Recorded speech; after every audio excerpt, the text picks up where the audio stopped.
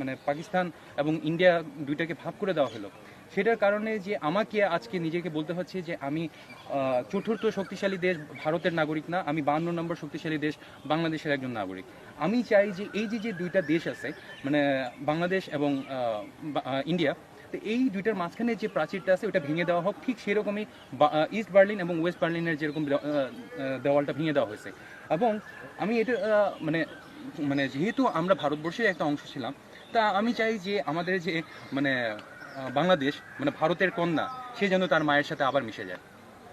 ধন্যবাদ। আচ্ছা, আপনি পেশায় কি?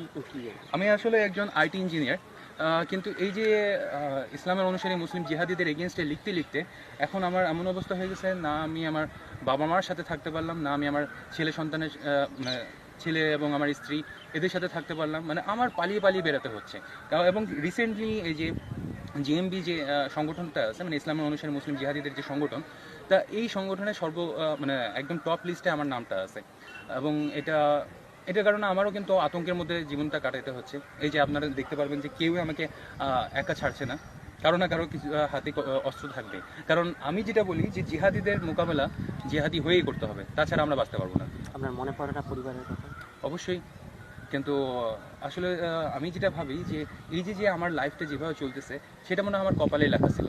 তা আমার দ্বারা মনে হয় অন্য কোনো সমাজের কাজ হবে বলে মনে হয় আমার এইভাবে বিভিন্ন জায়গায় ঘুরে ফিরে বেড়াতে হচ্ছে। আজকে হিন্দু মহাসভার প্রোগ্রামে কেন এসেছিলেন?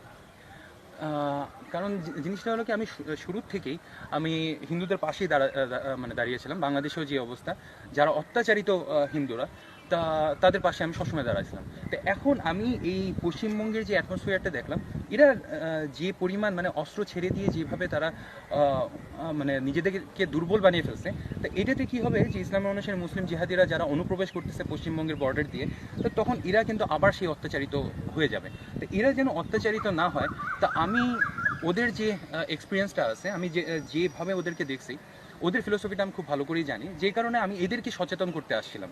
এবং এরা যেন সেই জেহাদিদের মতোই নিজেদের হাতে অস্ত্রটা তুলে নেয়, যেরকম কারণ আইনের সহায়তা তো পরে নিতে হয়। হ্যাঁ, তা প্রথমে তো আগে নিজেকে রক্ষা করুক।